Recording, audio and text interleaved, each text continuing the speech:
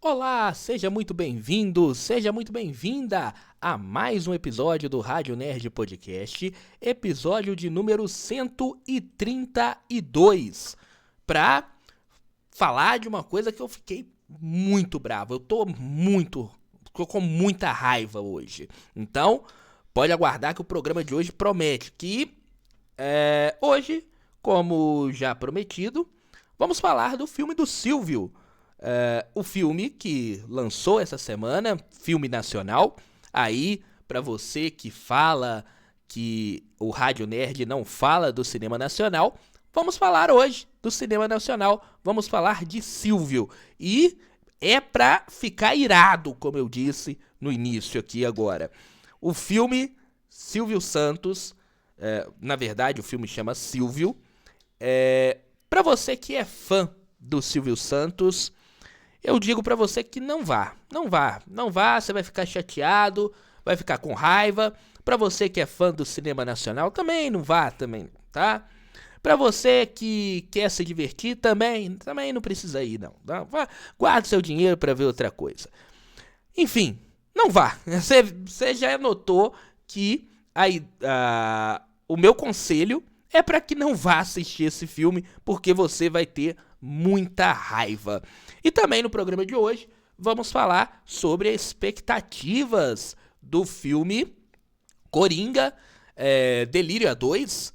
Na verdade, as expectativas da bilheteria, né, que parece não tá muito bom não, né? Aliás, não tá nada bom para o Warner em se tratando de pré-vendas para Coringa Delírio A2. Então, vamos começar nosso programa de hoje. Hoje é apenas comigo, Daniel Nascimento. O Bernardo não vai poder participar hoje mais uma vez, mas na semana que vem ele vai estar aqui de volta no Rádio Nerd. Ele está nesse momento fazendo lá as provas dele. Para quem não sabe, o Bernardo ele está cursando, já está aí chegando nos finalmentes do curso de Direito. E aí, quando as provas apertam lá, ele tem que se ausentar, né? Mas é por uma boa causa. Daqui a pouco vamos ter um advogado para poder nos defender, para poder me defender das bobagens que eu falo aqui, né? E hoje eu vou descascar muita coisa desse filme do Silvio. Então vamos lá, vamos começar o Rádio Nerd deste domingo falando do filme que, na verdade, já estava sendo programado há um bom tempo para contar a história do Silvio. A ideia era essa, mas parece que a ideia principal era contar o sequestro do Silvio Santos, né? Só um detalhe. A primeira parte eu vou fazer sem spoiler para você que quer perder seu dinheiro, para você que quer ver se é isso mesmo, né? Enfim, para você que é doido, quer ver um filme muito duvidoso, poder ouvir primeiro meu comentário sem spoiler e depois a sirene vai tocar e aí vamos trazer aí o comentário com spoiler. Bom, vamos falar de Silvio. Que tristeza, né? Olha, Silvio Santos, como eu disse, era para ser um filme sobre o sequestro do Silvio Santos. Parece que a ideia ela mudou e aí quiseram contar a história do Silvio Santos no filme, mas manteram a ideia, vamos dizer assim, a ideia do sequestro do Silvio Santos. E aí, o filme virou uma bagunça, tá? O filme, desde já vou falando, o filme virou uma grande bagunça. Porque ele quer homenagear o Silvio Santos, apresentador, o Silvio Santos empresário, o Silvio Santos que é amado pelo povo brasileiro, mas ao mesmo tempo ele quer contar a história de um sequestro aonde o vilão, no caso o bandido, tem a cabeça completamente maluca e o cara, a pessoa que está sendo sequestrada, vira um coach herói, vamos dizer assim. Então o Silvio Santos, que é interpretado aqui nesse filme pelo Rodrigo Faro, ele é um coach. Ele conta, ele é um coach para mudar a vida lá do bandido, né, que é o Fernando, que é o cara que primeiro sequestrou. Isso aí não é spoiler, todo mundo sabe, né? É um dos sequestradores lá da Patrícia Bravanel. E aí, quando a Patrícia ela é solta, né? O Fernando depois mata alguns policiais numa fuga. E aí ele, fugindo, com medo, ele invade a casa do Silvio, no Morumbi. Eu acho que ele mora lá no bairro do Morumbi. Se ele morava, no caso, né? Que ele já faleceu, mas na região ali do Morumbi. Ele invade a casa do Silvio Santos e sequestra ele, faz um cárcere privado dele dentro da sua própria casa. Essa história é conhecida, de 2001, todo mundo que vivia lá na época, que tinha pelo menos um discernimento, acompanhou esse momento da história do Brasil, que é o sequestro do Silvio Santos. Então, eles pegaram essa história do sequestro do Silvio Santos e depois a história mudou, parece. Os diretores quiseram fazer uma homenagem para ele. E aí veio a morte dele. Vai fazer aí nessa semana um mês que o Silvio Santos nos deixou. E esse filme tinha tudo para ser uma homenagem, mas não é, né?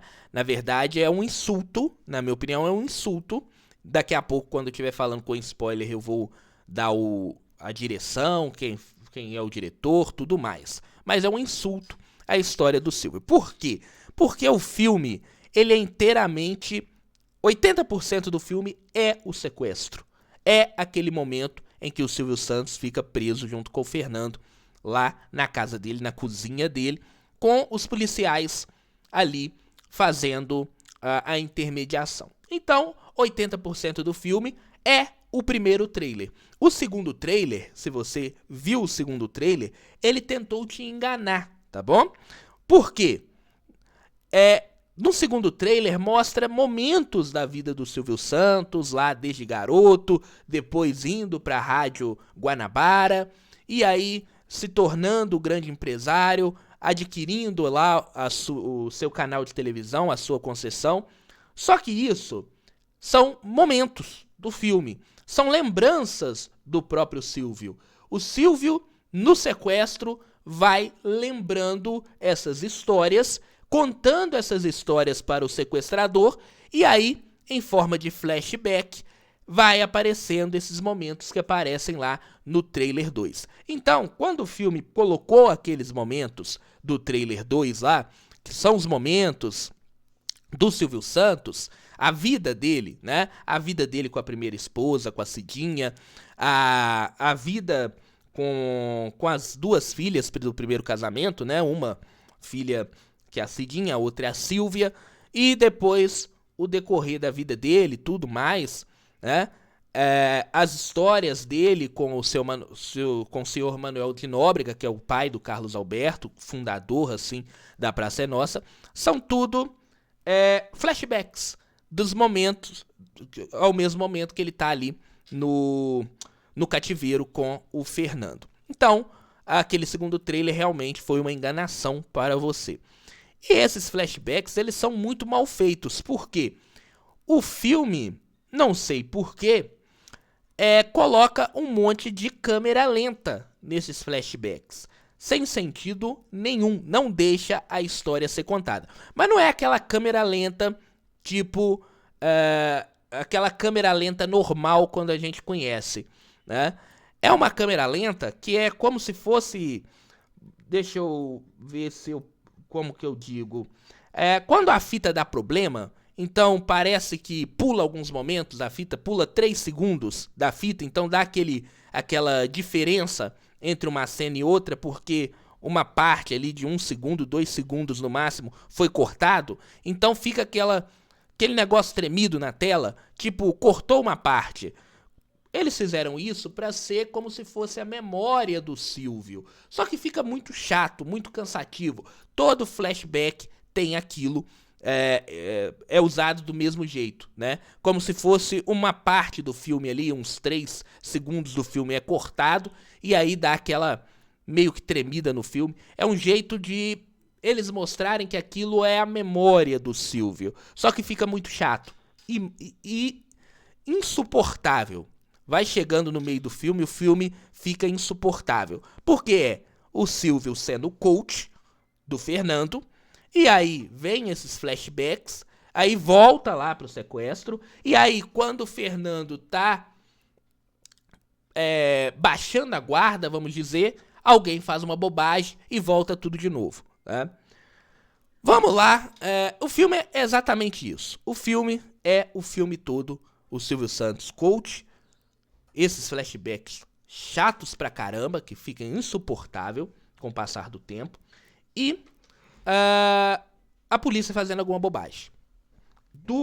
Quase 2 horas, não chega a ser 2 horas não, quase 2 horas é isso insuportavelmente, né? E aí a gente pensa o seguinte, cara, tinha tanta história interessante que eles poderiam trazer nesse filme, pra contar a história realmente do Silvio, vamos dizer assim, que é uma história fantástica, vamos dizer. O cara saiu do nada, o cara lutou, era camelô. Aliás, batem muito pouco aí nesse momento que ele era camelô.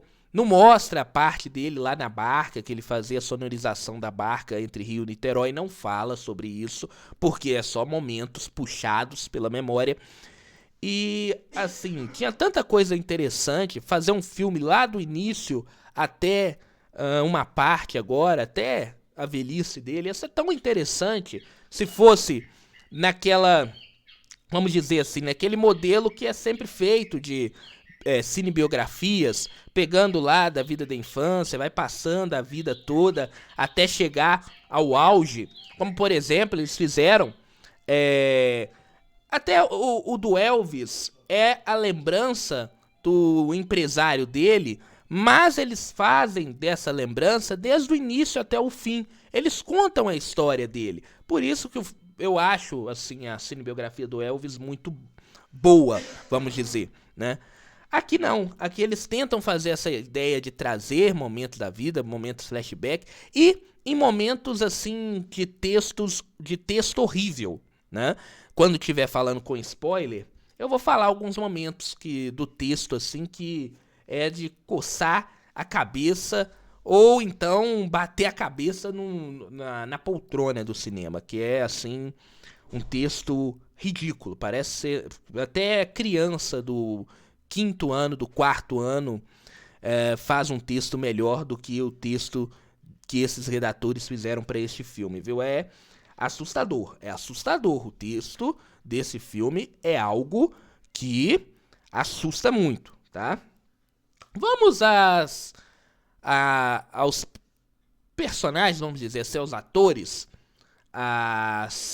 Os atores, como eles encenam, a encenação ali dos atores, muito abaixo, viu? Embora eu acho que ali o Fernando, que é o Jonas Oliva, ele é até mesmo ele faz o mesmo personagem naquela série lá da Disney, né, que é o Rei da TV. Lá ele faz o Fernando, aqui também ele volta a fazer o mesmo personagem. Tá muito bem, eu acho que assim ele é estragado pelo roteiro e pelas falas, tá? Que são falas ridículas, que assim nunca um sequestrador irá falar com sua vítima, vamos dizer assim, né? São falas ridículas. Então, o que estraga mesmo a atuação ali do Jonas Oliva, parece que é assim o nome dele, é as falas que os redatores colocaram para ele falar, né? Um que tá muito bem ali é o Duda Mamberti, que faz o Manuel da Nóbrega, viu? Aliás, já falando logo de cara, que a única coisa boa desse filme é a relação entre o Silvio Santos e o Manuel da Nóbrega. É a única coisa boa desse filme, tá? Agora, tem um negócio muito estranho E aí a gente vai chegar no Rodrigo Faro, tem 3 atores fazendo o Silvio Santos nesse filme. Tem ele criança, adolescente ali, depois ele adulto e ele mais velho. E aí quem faz ele mais velho é o Rodrigo Faro. Eu não peguei o nome dos outros atores aí não, tá? Eu não achei aqui o nome dos outros atores, mas são 3 atores diferentes que fazem o Silvio Santos neste filme. E aí tem um problema muito sério, que acho que faltou um diretor, uma direção melhor desse filme. Que é porque, peguei aqui, é o Vinícius Ricci, que faz o Silvio Santos mais adulto, Felipe Castro, que é ele mais adolescente, né? Felipe Castro, e o Rodrigo Faro, que faz ele mais jovem.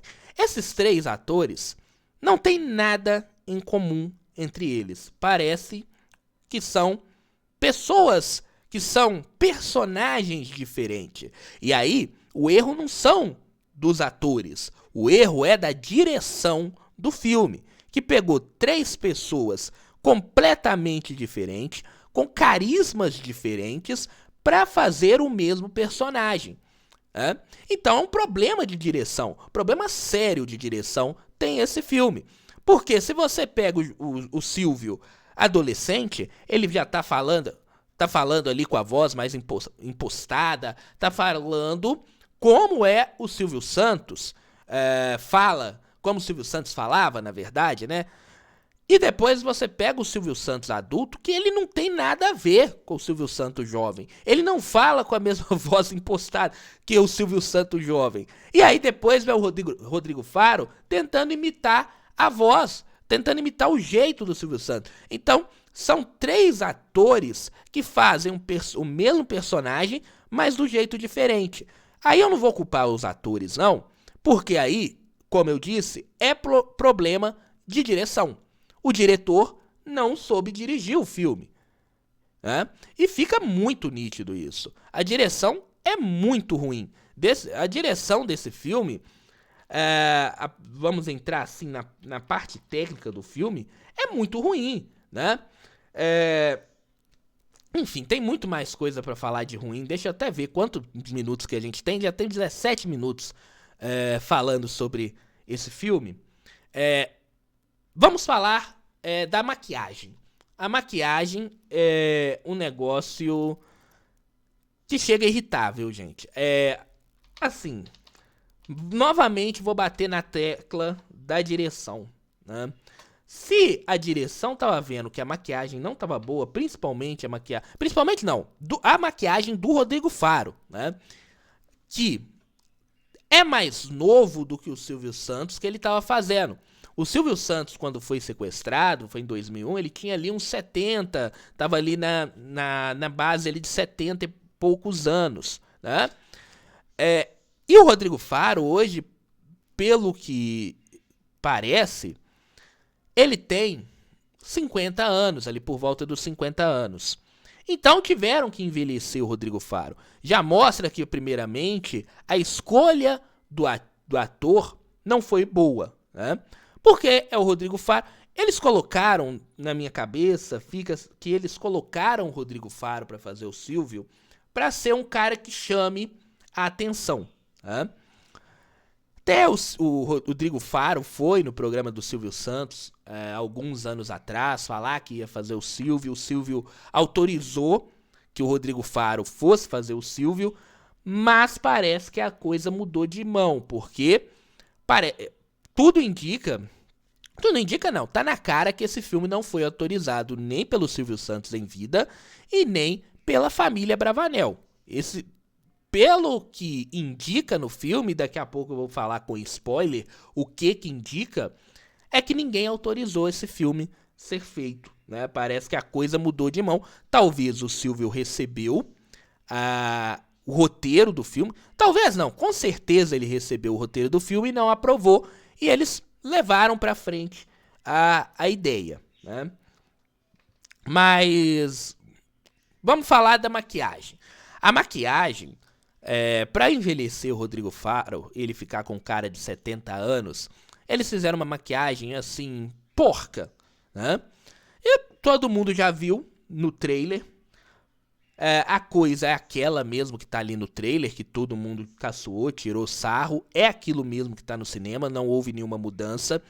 E o mais assustador, vamos dizer assim, é que a direção, e aí eu falo o nome do diretor, Marcelo Antunes, que é o diretor, ele fez outros filmes aí, parece que ele fez aquele filme da Polícia Federal, né, contando a história lá da Lava Jato, e fez outros filmes também aí, né, mas ele sabendo, que eu acredito, que ele viu que a maquiagem não estava boa, ele colocou o foco na cara do Rodrigo Faro. Então, o filme tem vários momentos que o filme foca a cara do Rodrigo Faro com aquela maquiagem ridícula, aquela maquiagem de Deadpool, né? Que muita gente falou que tá parecendo Deadpool sem a máscara. E aí eles focam essa maquiagem a todo momento. E dá pra ver aonde é maquiagem, aonde não é. Porque o Rodrigo Faro, ele tá suando igual uma bica. Em vários momentos do filme, ele tá suando igual uma bica, né? Parece que eles estão fazendo um filme do lado do alto forno, né? E aí, a parte que não tá suando, a gente vê que é a máscara e ele soa só de lado, que é onde que não tem ali o enchimento, onde que não tem a máscara. Então fica muito nítido. E ao mesmo tempo, o diretor Marcelo Antunes fica focando na cara dele, o tempo todo. E aí fica aquele jogo dos 7 erros. A gente fica vendo ali, ó, aquilo ali é máscara, aquilo não é. É um porre, na verdade. É horrível, né? É uma coisa assustadora, o nível desse filme. Parece que foi feito. Não sei quanto que custou. Parece que teve uma ajuda muito grande ali. Ajuda dessas. Parece até mesmo do governo. Teve várias propagandas ali no início do filme, com vários logos ali, a Ancine depois. Deve ter pegado dinheiro ali daquele. Agora esqueci como é que chama. Da Lei Rouanet. Eu acho que é Lei Rouanet, né? Lei Rouanet, não lembro agora. Deve ter pego, né? Porque tem várias propagandas ali antes. O filme não deve ter custado. Não foi muito caro, mas também não foi barato, né? E no fim, parece que é um filme feito por adolescentes, assim. Quando você vai fazer. Isso aí muita gente já fez, um teatro na escola. Aí junta todo mundo e vai fazer um filme. Aliás, é um negócio que eu sempre vejo em filmes brasileiros. Que o brasileiro, o ator brasileiro, ele ainda não pegou a ideia de atuar. Isso eu falo, não vou voltar atrás aqui, que eu não vou falar por todos os atores brasileiros. Mas a grande maioria dos atores brasileiros não sabe atuar no cinema. Então, as pessoas atuam aqui no Brasil, no cinema, como se estivesse atuando numa peça de teatro. E aí tenha toda aquela coisa exacerbada, né? As emoções ficam muito exacerbadas, né? Então, pra pessoa falar, ela tem que balançar a mão, ela tem que mostrar que tá bastante emocionada. Fica parecendo uma peça de teatro. Nesse filme, é nítido isso, tá? E não é só nesse filme que eu já vi isso, não. Em outros filmes nacionais, e olha que eu vejo muito pouco filme nacional, mas em alguns filmes nacionais que eu já assisti, essas emoções exacerbadas que a gente vê no teatro, essa atuação que tem que mostrar uma emoção exacerbada, uma emoção que a pessoa que tá ali possa sentir, eles levam também pro cinema, né? E nesse filme é nítido isso. As atuações, tirando uma ou outra ali, as atuações são péssimas, né? As atuações da filha, que a filha que mais aparece no caso é a Patrícia, né? E a atuação, assim, digna de framboesa de ouro, né? Do Rodrigo Faro também, uma atuação triste também. É Framboesa de Ouro Master do Rodrigo Faro. Ele tava aí há muito tempo sem atuar. Pode ser isso, né? O cara desaprendeu um pouquinho. Mas é uma atuação, assim, muito ruim, né? Porque ele quer ser o Silvio Santos, mas em nenhum momento ele nos passa que ele é o Silvio Santos. Ele é um outro personagem. Ele não é o Cenoura Bravanel. Ele não é o Silvio Santos. Pelo menos, em nenhum momento, ele vamos dizer assim, me enganou ao ponto de eu pensar, nossa, aquele trejeito ali, aquela emoção, é o Silvio Santos na tela. Em nenhum momento me veio isso no cinema, né? Bom, eu acho que já tá mais do que na cara que é um filme é um filme ruim, né? Ao contrário do que poderia ser uma homenagem póstuma, não na verdade, é uma afronta à história do Silvio Santos, o maior apresentador do Brasil, né? O que eles fizeram? Eles fizeram uma afronta a ele. Não sei nem o que dizer. Não sei nem o que dizer sobre esse filme, né?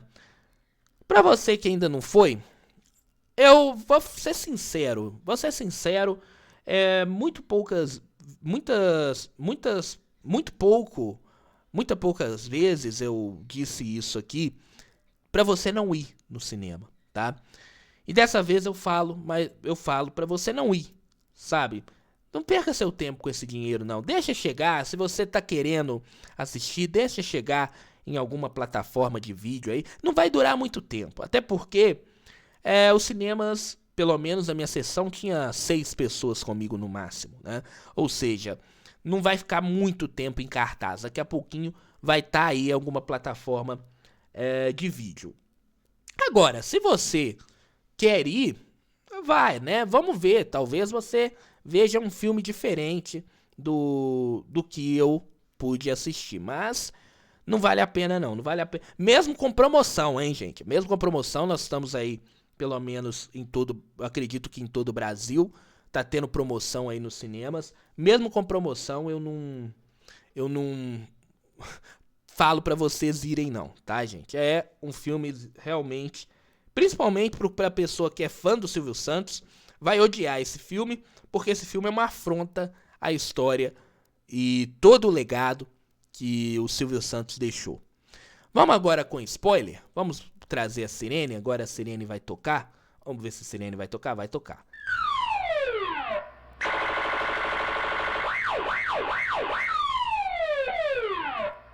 Bom, tocou a sirene, vamos trazer agora com spoiler pra você que não quer ir lá no cinema assistir, ou que você já foi e quer ouvir a minha opinião, a opinião do Rádio Nerd.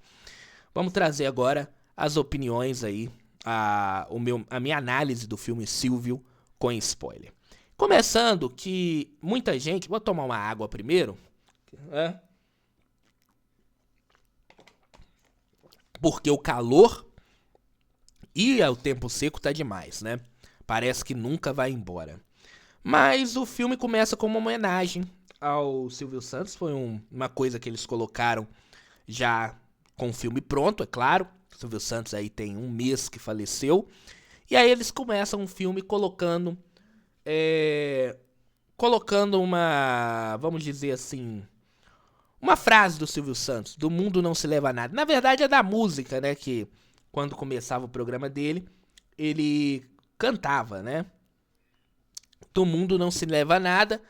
E aí coloca que o filme é uma homenagem póstuma ao Cenoura Bravanel, que faleceu, nos deixou aí no dia 17, acho que foi dia 17, né? 17 de agosto.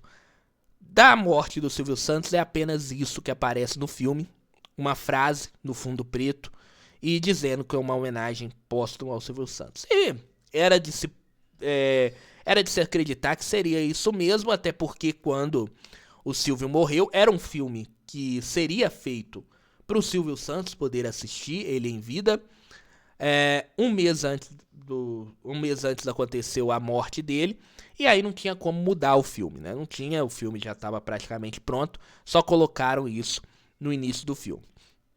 E aí quando a gente acha que o filme vai começar lá de trás da história dele, não, o filme já começa no ano de 2021, com a Patrícia sequestrada. Então a primeira cena, na verdade, é a Patrícia de volta à casa, que é aquela cena dela dando a entrevista lá da sacada da casa dela, e o Silvio indo lá abraçar ela. É uma imagem que ficou também no ano de 2021, logo após ela ser sequestrada, ela voltando, ela falando lá na sacada da casa dela, lá em São Paulo. Então o filme já começa aí, o filme não vai lá atrás na história dele. O filme vai voltar na história do Silvio Santos através de flashbacks durante o filme inteiro, que a gente vai comentar sobre isso. E aí, logo depois, a gente já tem a cena. Então o início do filme ele é muito rápido. Logo depois dessa cena, já tem a cena lá do Fernando matando os policiais no hotel. Ele foge do hotel, né? E logo depois já tem a cena dele invadindo a casa do Silvio Santos. Então, já é no primeiro ato, já é no início do filme, ele já tá lá invadindo a casa do Silvio Santos e já começando ali o sequestro. Quando ele chega lá na casa do Silvio, o Silvio tá lá fazendo a ginástica dele matinal, e aí ele aborda o Silvio Santos, e aí começa um papo entre ele e o Fernando, tá? E o Silvio, ele começa a ser um mediador. Eu não acredito que isso tenha acontecido, não, até porque o cara tava com uma arma na cara do Silvio Santos, então eu tenho certeza quase absoluta que ele não fez o que esse filme mostra, de ser um coach da vida do cara. Perguntar qual é a família dele, né? Chegar a ponto dele colocando a arma na cara do Silvio Santos gritando com ele, com o cara, com o bandido armado, colocando o revólver na cara dele. Então, esse filme ele tenta fazer o Silvio Santos como um herói, mas um herói vamos dizer assim, de um filme em quadrinhos, de uma HQ, né? Ele tenta colocar o Silvio Santos como um herói, realmente, um cara que tava ali pra morrer pela família dele. Bom, na verdade, tenho quase toda certeza que não foi isso. Ele nunca ia colocar a cara na frente e começar a gritar com um bandido com uma arma na mão, né? Mas aí, começa ali o sequestro. E aí tem um ponto do filme que eu falei lá atrás, eu nem vou lembrar mais o episódio que eu comentei sobre o primeiro trailer desse filme, que eu reclamei de que não tinha pessoas que fizeram parte da vida do Silvio Santos. Não tinha a Hebe Camargo no primeiro trailer, ainda não tinha mostrado Manuel da Nóbrega, não tinha mostrado Carlos Alberto, né? Não tinha mostrado o SBT, né? E a única coisa que que mostrava muito no primeiro trailer era aquela policial lá, que ela é até meio parece que ela é asiática, né? Vou até ver aqui se eu tenho o nome dela. Na época eu não falei o nome dela, que eu não conhecia, mas aquela policial, né, que tá ali fazendo a negociação, ela some rápido também, tá? Então, mas ela parece muito mais que, por exemplo, um Rock, que é apenas citado, né? Uma Hebe Camargo, que é apenas dito uma pessoa que eu acredito que seja a Hebe Camargo jovem, lá sentada no restaurante, ela fala gracinha. A única coisa que aparece da Hebe Camargo, que eu acredito que seja a própria Hebe ali. Nem falaram o nome dela, né? O Silvio fala que são pessoas que vão fazer parte da vida dele, e uma mulher fala lá, sentada na mesa com ele, fala a palavra gracinha, como a Hebe Camargo falava. É a Bruna Aizo. Parece que ela é realmente japonesa, né? Aizo, né? Deve ser nome de algum descendente japonês. Mas ela parece muito mais com, por exemplo, ela é até muito bonita, né, no caso, né? Mas até aparece mais do que pessoas que fizeram parte da vida do Silvio Santos, né? E aí que tá o problema. Porque o filme é todo o sequestro, né? Ah, mas Daniel, aparece aqueles momentos dele lá, quando ele jovem na Rádio Nacional, aparece como flashbacks. E esses flashbacks, eles duram assim, no máximo 2 minutos. Não tem um flashback gigante que mostra toda a vida dele. E o mais ridículo desse filme é que os flashbacks são puxados por falas do Silvio Santos que são ridículas. Te dar um exemplo. O primeiro que aparece é o seguinte. Ele fala com o Fernando assim. O Fernando fala com ele que ele poderia ser preso a qualquer momento. E aí o Silvio vira pro Fernando e fala assim. E quando eu era jovem, eu também quase fui preso. E aí entra o flashback. Ou seja, o Silvio Santos ele começa a contar a história dele pro Fernando, né? E aí, tem nesses flashbacks, igual eu falei no momento sem spoiler, pra dar o ar de que é da cabeça, que é da memória do Silvio, eles colocam muita câmera lenta nos flashbacks. Então a história não é contada. E essa câmera lenta, ela é aquela câmera lenta que pula 3 segundos. Então você tem uma perca de alguns frames, né, no caso. E aí fica aquele negócio meio tremido na tela, uma coisa horrível. E aquilo o filme todo, é o filme todo a mesma coisa, né? Ponto positivo, como eu disse, é a relação do Silvio com o Manuel da Nóbrega. Esse é o único ponto positivo que eu vejo no filme. Do Silvio jovem, do Silvio adulto, né? E também do Silvio Rodrigo Faro com o Manuel de Nóbrega.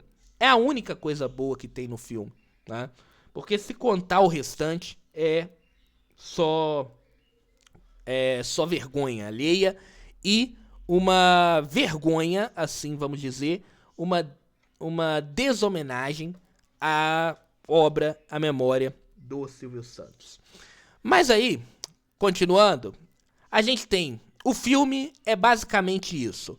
Silvio Santos, coach. O Silvio Santos, chega um momento em que ele começa a ser coach lá do bandido, lá do Fernando, né? E ele começa a...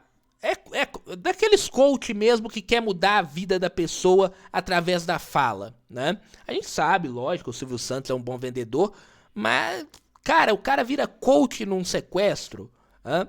Fica, assim, sem sentido nenhum. E com frases também muito ridículas, sinceramente. Eles colocam algumas falas ali, né? Os redatores, tipo, o Fernando virar pro Silvio Santos e falar assim, agora aqui não é mais... Ele fala uma porção de vezes. Parece que não tinha mais nada pro Fernando falar, então eles colocaram ele falando uma porção de vezes pro Silvio Santos. Aqui não é televisão, seu Silvio Santos. Aqui não é televisão.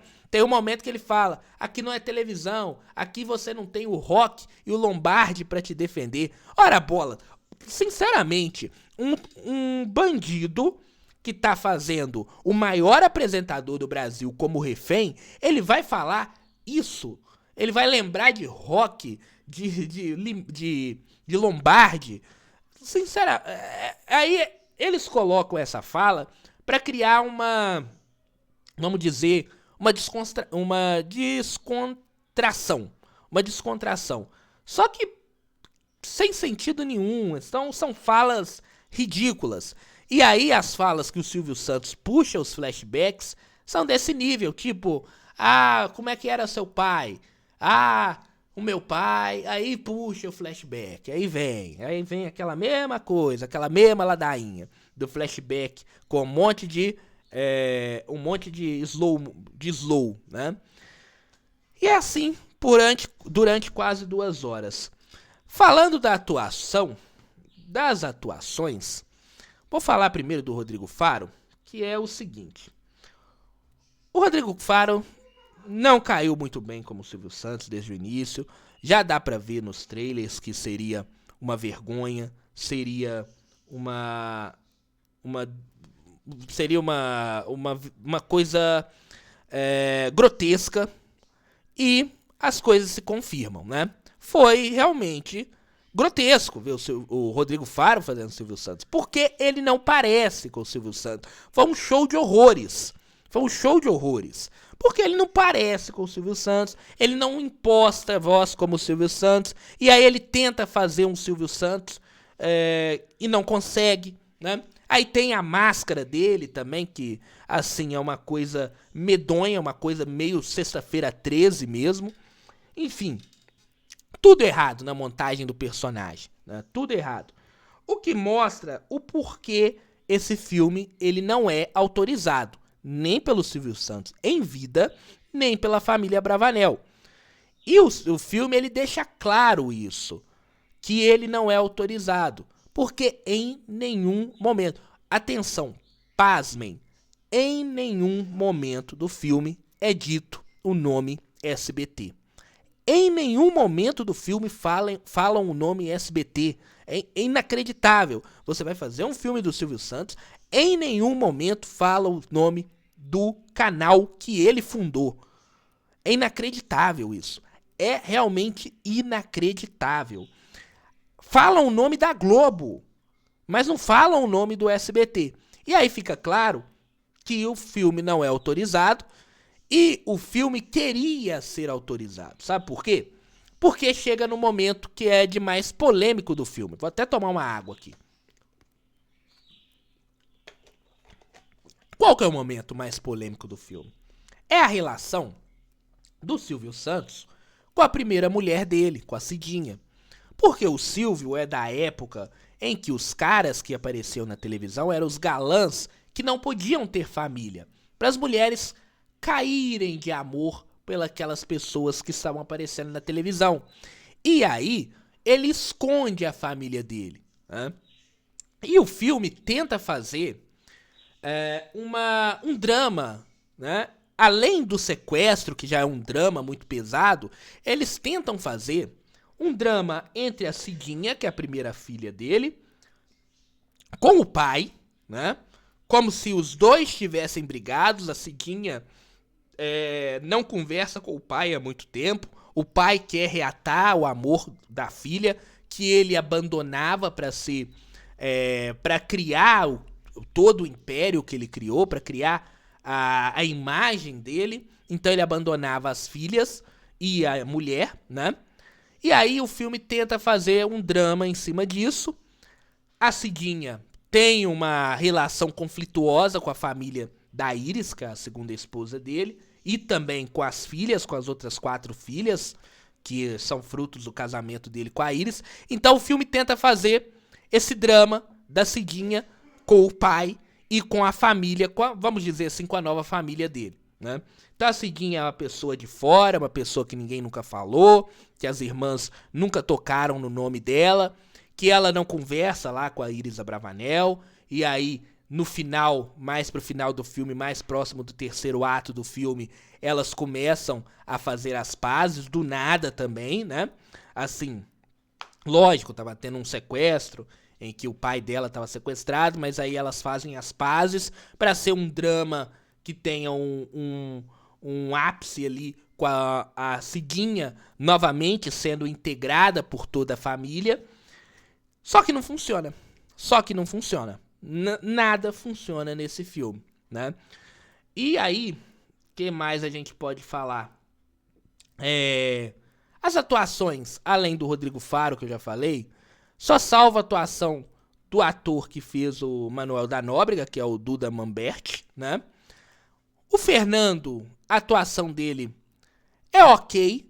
O grande problema é exatamente as falas, é o roteiro e também as falas que colocam para o Fernando falar em momento de sequestro. O restante, assim, são atuações muito abaixo, né? Eu não vou colocar a culpa nos atores e nas atrizes, porque o roteiro é fraco, né? Mas quando o ator é bom, ele dá uma salvada. Aqui, as atuações também, tirando essas que eu falei, são um desastre por completo, né? Poxa, tem um momento lá que, assim, o coach Silvio, ele pula na frente de uma arma. De uma arma não, de um... Como é que fala? Quando tem o laser lá apontando... de uma mira laser. Ele pula na frente de uma mira laser pra salvar o bandido que tá sequestrando ele, que sequestrou a filha dele. Ou seja, querendo colocar o cara como um herói muito acima. E não precisa, cara, não precisa. Conta a história dele, que a história dele é fantástica. A história do cara é fantástica. O cara saiu do nada, o cara era camelô e criou um império que tem dentro desse império uma das maiores TVs do Brasil, né? Que é o SBT, que, volto a dizer, em nenhum momento é citado, né?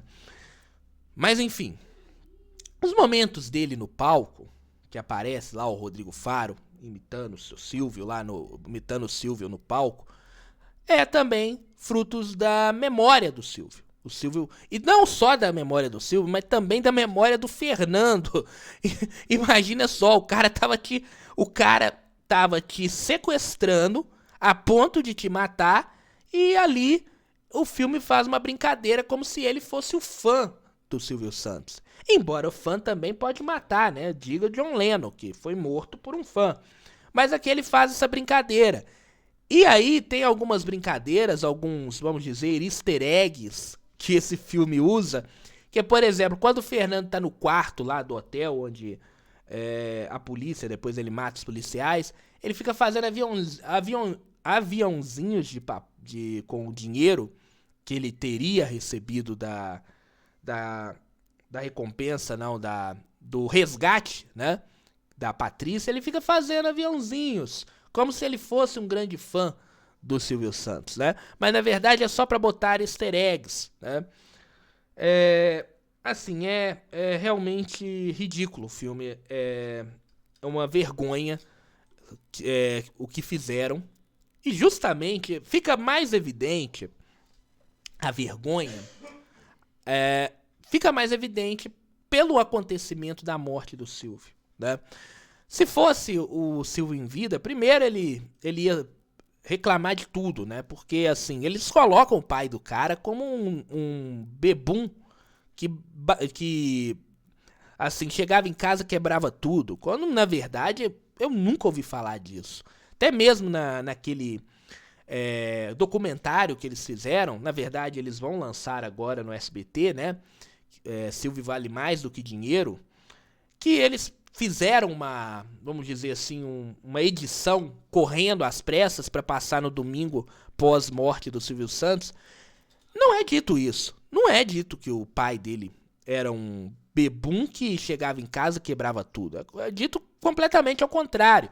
Então o filme ele tenta fazer um drama de coisas que não existem, de coisas que a gente sabe que é totalmente fora de lógica. Como, por exemplo, a Cíntia, o momento em que a Cíntia tá morrendo, o Silvio tá conversando com o João Batista Figueiredo e com a esposa dele num jantar.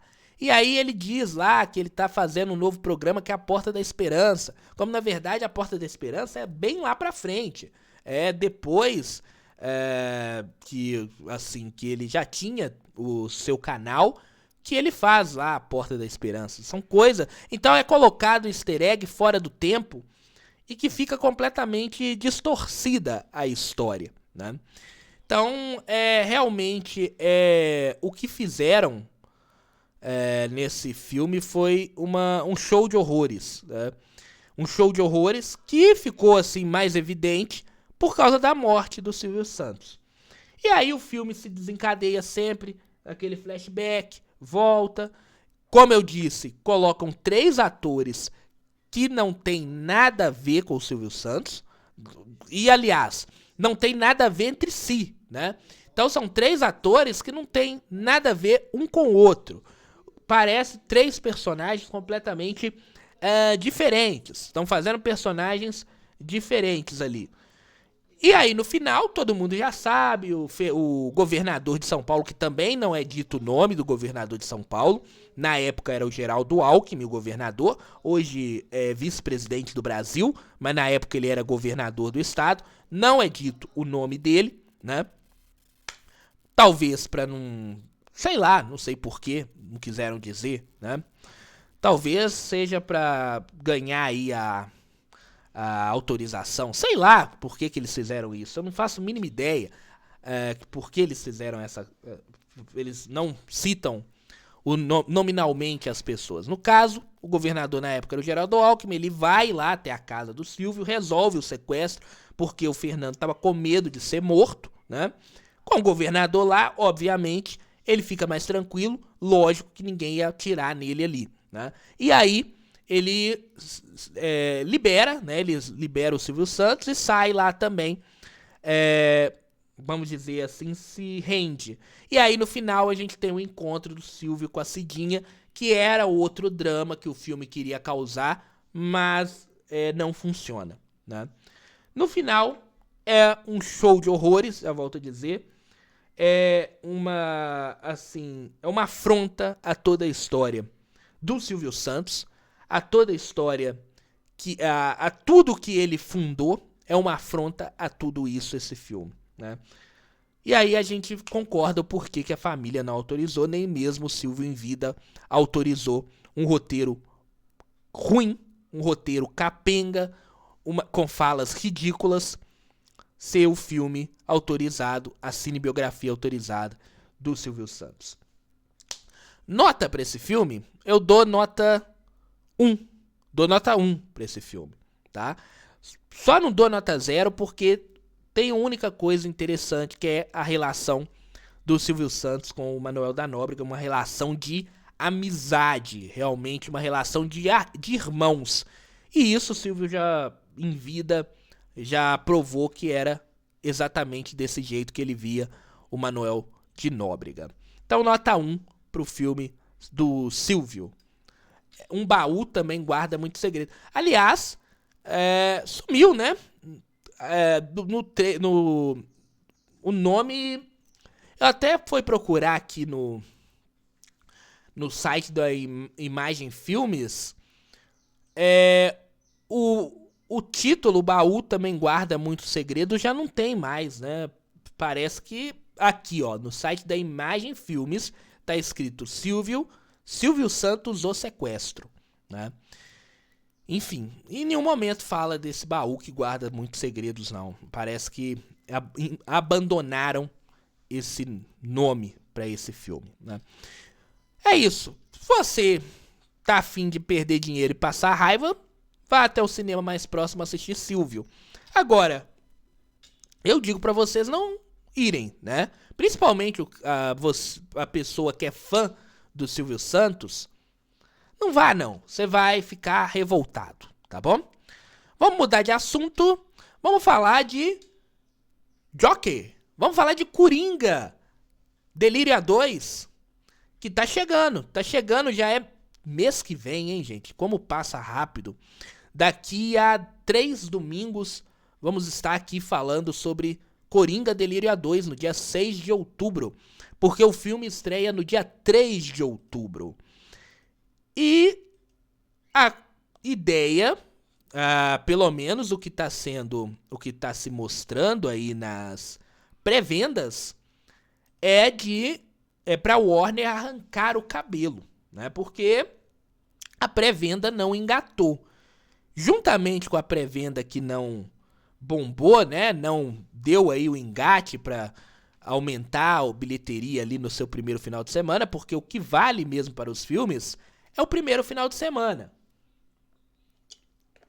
Porque a partir do segundo, mesmo o Coringa estando praticamente sozinho nos cinemas, a coisa vai diminuindo, a bilheteria vai diminuindo.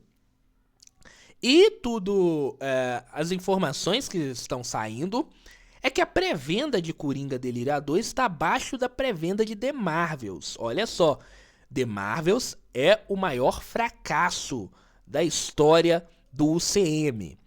E as vendas de Coringa Delírio A2 estão abaixo.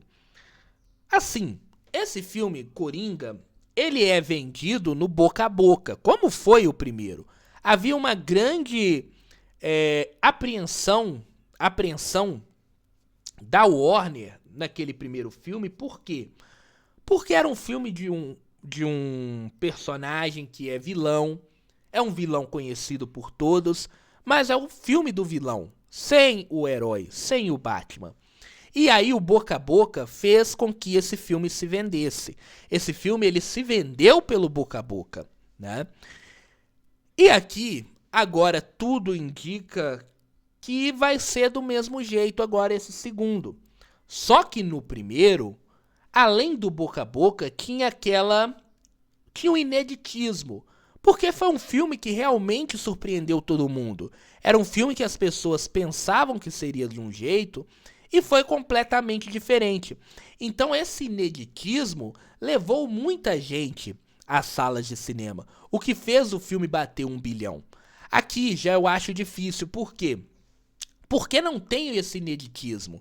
Embora eles trazem esse musical, que é uma coisa, vamos dizer, nova em filmes, principalmente em filmes de HQs, é uma coisa que a gente não vê sempre, né?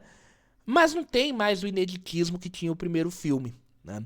E vem com um problema que é as críticas, que não estão ajudando. Pelo menos as críticas das pessoas que assistiram o filme lá no Festival de Veneza, elas não vão ajudar. Então tá aqui o deadline aberto para você que está nos acompanhando pelo YouTube. A matéria Coringa, Delírio A2, chega em 3 semanas de exibição com estreia de mais de 70 milhões de bilheteria. Então se aguarda agora 70 milhões. Por que agora? Porque era programado ser 100 milhões de bilheteria. O piso era 100 milhões de bilheteria no primeiro final de semana. Já caiu para 70 milhões e isso só faltando 3 semanas para estrear o filme, né? Então tá aqui, a sequência de Coringa Delírio A2 de Todd Phillips, da Warner Bros., teve uma projeção de mais 70 milhões. O estúdio semelhante ao que fez. O estúdio tem um estúdio semelhante ao que fez o Coringa original de 2019. Levou o filme para o Festival de Cinema de Veneza para uma estreia mundial. No entanto, as avaliações críticas voltaram com 62% de fresco, ou seja, 62% de aprovação. A propósito, antes de nos apresentarmos em julgar, o filme de 2019 teve estreia em Veneza e teve 62% de aprovação, com os críticos no mesmo ponto do tempo, crescendo depois para 69%. Ou seja, o que não pode ser nada. Mas como eu disse, o primeiro filme tinha um ineditismo. Aqui a gente já não tem o ineditismo do primeiro filme. Ouvimos dizer que a sequência é exatamente o que Phillips se propôs a fazer. Um filme com elementos musicais, né? Vamos ter o Arthur Fleck e a Harley Quinn, né? Ainda assim, mesmo com o início de mais 70 milhões, o que seria 26 milhões a menos do que a abertura do primeiro, que fez 96 milhões, isso não é nada para se envergonhar. E representaria, sem dúvidas, um início recorde para um musical ao vivo, que não é um filme da Disney, né? Com 70 milhões, Coringa 2 seria a 7ª maior abertura de um filme de todos os tempos na bilheteria doméstica em outubro. Só que isso aí é faltando 3 semanas para o início, para a estreia do filme, né? Pelo que estão dizendo, do filme tá aí a pré-venda abaixo de The Marvels, isso aí com certeza vai cair. Em relação a daqui a algumas outras semanas, deve cair ainda mais, né? O que abre aí que liga um alerta vermelho lá nos estúdios da Warner, né? Enfim, a gente tem que esperar.